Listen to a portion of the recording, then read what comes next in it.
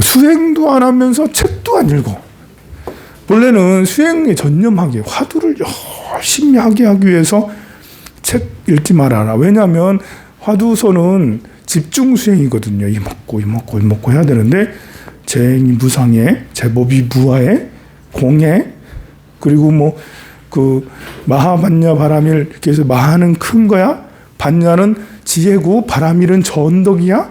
이거를 자꾸 생각을 하는 것은 내가 화두를 드는 것에 방해가 되잖아. 화두 들어야 되는데 자꾸 법문이 상불경 보살이 자꾸 떠오르고 관세음보살이 자꾸 떠오르고, 야 그러면 안 돼. 관세음보살 떠올라도 이거 오히려 번뇌야. 화두 이먹고 쭉 나가야 돼.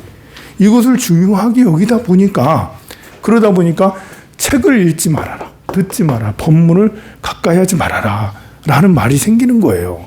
그런데 그랬더니 이걸 하기, 화두를 열심히 들기 위해서 그랬더니 화두는 안 듣고 공부도 안 하고 두 개 다를 안 하더라.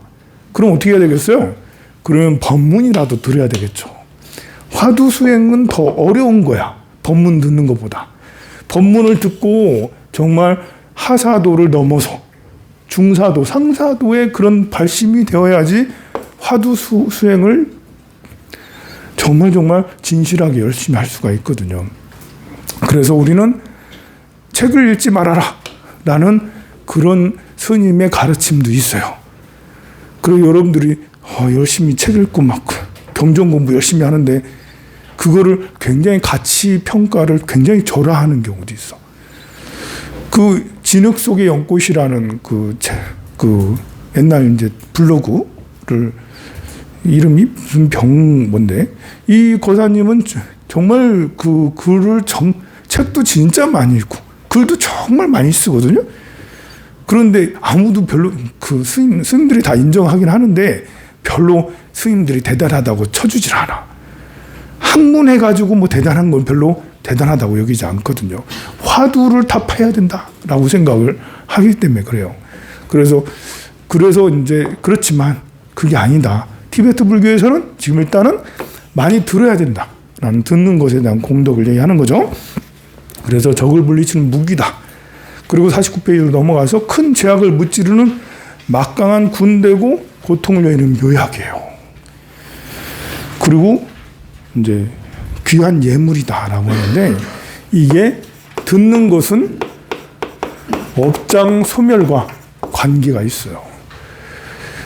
그 부처님의 가르침을 계속 듣다 보면 업장이 소멸돼요. 듣는 거 듣다 보면 업장을 소멸되면 소원이 이루어지죠. 소원을 이루는 것도 계속 듣다 보면 소원이 이루어져요. 여기서 말하잖아요. 지금 큰 죄악을 무찌르는 막강한 군대고 명예와 번영의 훌륭한 꽃집이라고. 들음으로 인해서 명예가 높아진다. 번영이 된다라는 것입니다. 들음으로 인해서. 그렇다라는 것이죠. 그럼 이게 업장소멸이 아니고 뭐겠어요? 소원을 이루는 것이잖아요. 우리는 부처님 전에 40을 하면서 1시간 반씩 막 의식을 막 열심히 지심정래 공양하면서 이것에 익숙해진 우리 그 한국 불자들은 기도한다면 금강경독성 열심히 하고 사경 열심히 하고 관세음보살 10,000번 하고 30,000번 하고 지금 100,000번 봐서 관세음보살 이것을 기도라고 여기는데, 남방불교에 가면 이 대중들이 이렇게 부처님 당시를 생각해 보면 그래요. 부처님 당시에 아침마다 스님들이 탁발하러 다녔어요.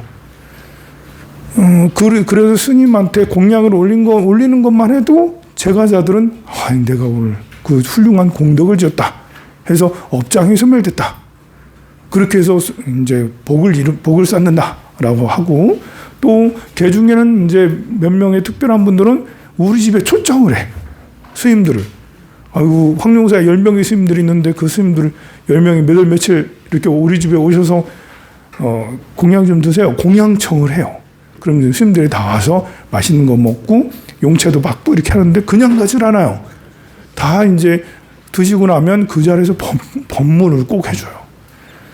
이 법문을 하는 이런 것은 부처님 당시 때부터 있었어요.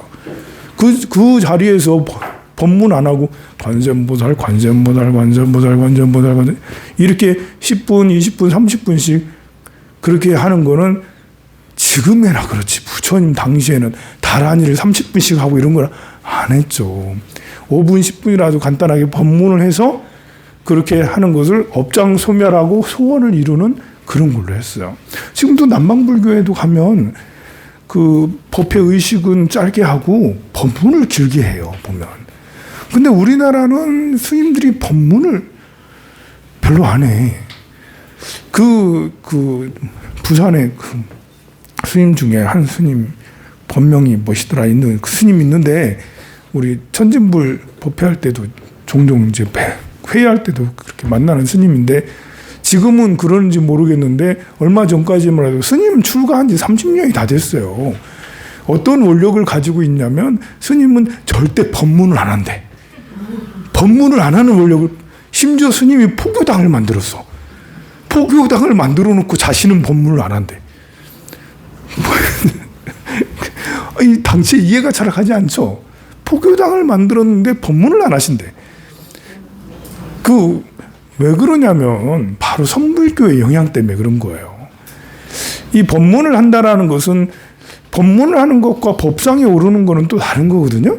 근데 스님은 법상에 오르는 이런 것을 뜻하는 걸 수도 있어요.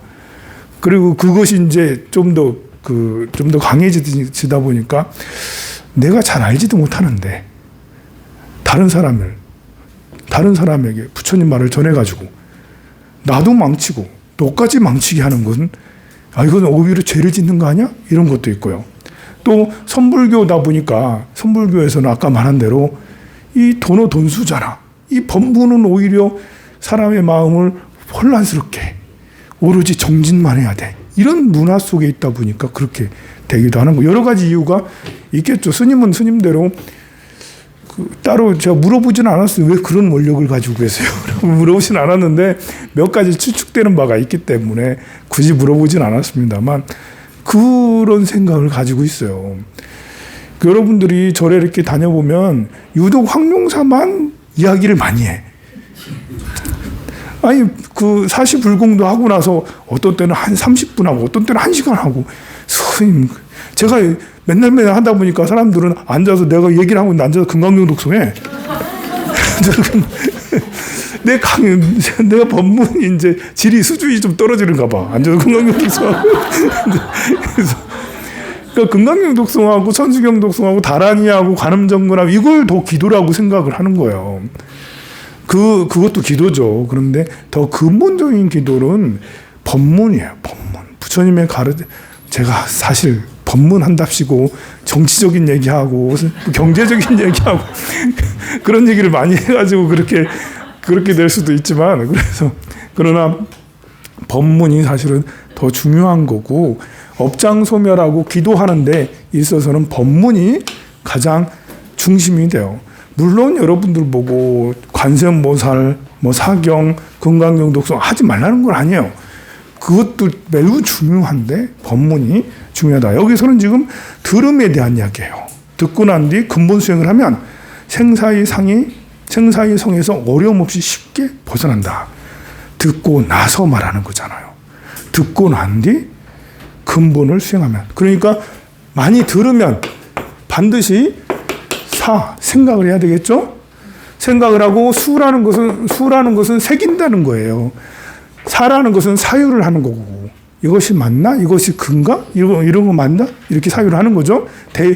일상생활 속에서 무상한 것을 들었으면 그래 이래서 무상한 거지 라면서 이제 하는 거고 그거를 마음속 깊이 더 새기는 게 수행을 하는 것이죠.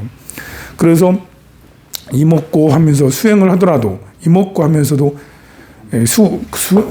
그러면서도 세상은 참 무상한 거구나라고 새기는 것이 수라고 할 수가 있습니다. 자, 즉 불법을 들음에서 오는 여러 유익함에 진심으로 승애를 일으켜야 된다.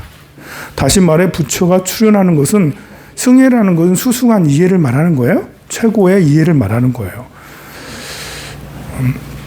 부처가 출현한 것은 극히 드물고 그 법 또한 그러하다. 희귀하기 때문에 법외로 생각을 하고 시시때때로 순간에 생긴 지혜는 크게 늘어나기에 안목으로 생각해야 된다. 이제 법문을 들으면 지혜가 생기니까 그걸 보고 안목이 높아진다라는 거예요. 지혜를 얻음으로써 무엇이 있든 그대로 모든 것을 다 보기 때문에 광명으로 생각해야 되고 마지막 열반과 큰 깨달음에 과를 주기 때문에 큰 이익으로 생각해야 된다. 이 법문은 정말 내 비싼 거예요. 내 목숨을 주고서라도 법문을 듣는다 하잖아요. 그래서 부처님 전생에 설산에서 수행하는 설산 수행자가 있잖아요. 설산 수행자가 이렇게 앉아서 나무 밑에서 자선하고 있는데 한 나찰이 지나가면서 재행무상, 재행이 무상하다? 시생멸법. 이것은 모두 다 생멸법이다. 재행은 무상한데 잘 생각해봐요. 모든 것은 무상하잖아요. 그런데 보니까 이게 생멸법이야. 생했다 없어졌다. 생했다 없어졌다. 나고 죽고 나고 죽고 생각이 일어났다 없어졌다. 배가 고팠다가 불렀다. 이렇게 사람이 만났다 헤어졌다. 이런 것들이 모두 다 생멸이잖아. 생멸법이야. 이렇게 말하고 나찰이 지나가는 거예요. 이 설산 수행자는 여기 뒤에 또 분명히 훌륭한 개성이 또 있을 거다. 이것을 궁금해가지고 내 목숨을 바꾸고서라도 이것을 알아야겠다라고 그렇게 해서 결국 자기 목숨과 바꾸잖아요. 이 뒤에 뒤에 뭐예요? 생멸이 멸하고 나니까 정멸이 유락이다. 정멸해서 아주 깊은 락을 얻게 된다. 정멸 유락이다. 오로지 락만 있다. 라고 얘기를 하는 거잖아요. 이것을 목숨과 바꾸면서 법문을 목숨과 바꾼 거죠. 그거는 이 지혜로운 지혜를 사랑하는 사람이면 다 그런 생각을 해요. 논어에서도 제일 먼저 시작하는 것이 조문도면 석사 가해자잖아요. 아침에 도를 들으면 저녁에 죽어도 좋다라고 얘기를 하고 이런 소크라테스도 역시 마찬가지로 항상 지혜를 굉장히 중요하게 여겨요. 그래서 듣는 것이 제일 값어치가 제일 비싼 거다. 그래서 어마어마한 내 더 가진 모든 것을 다 바쳐서라도 듣는 것을 중요시 여기는 것이 처음에 하사도, 중사도, 상사도로 나아가는 보리도 차제론의 제일 먼저 첫 번째 챕터. 바로 첫 걸음은 들음의 이익이에요. 들으면 이만큼 중요하다. 그래서 티베트 스님들은 가만 보면 진짜 강의 듣는 걸 좋아해요. 어떤 달라이라마 존자님은 맨날 강의를 하거든요. 그리고 달라이라마 존자만큼만 이제 티베트에서 유명한 게 아니고 달라이라마급의 다른 스님들이 있어. 림포체들이 많아 보면. 근데 림포체들도 달라이라마 존자님이 설법을 하잖아요. 그 앞에 림포체들 쫙 깔려가지고 같이 앉아 듣고 있어요. 어르신들 다 60, 70이 다 넘으셔가지고 이렇게 아주 이렇게 하면서 다 그렇게 두고 계시거든요. 그렇게 하는데 그분들이 몰라서 그러겠어요? 달라이라마 존자님 우리가 알아듣게 해주시거든요. 근데 작년에도 듣는데 또 들으시고 올해도 또 듣고 내년도 또 듣고 하는데 이게 이런 문화가 바로 이런 남림 보리도 차제론에 이렇게 바탕이 된 첫 번째잖아. 제일 중요한 것이 첫 걸음은 들음의 이익이에요. 그래서 티베트 스님들은 항상 누가 법상에 올라가더라도 항상 앉아서 들어주는 이런 것들을 해요. 근데 우리나라는 스님이 법문한다면 신도들은 다 앉아있는데 스님들이 다 나가. 여러분들 통도사 가보세요. 스님 법문하잖아. 스님들 다 나가. 그 우리나라 분위기랑 다른 거예요.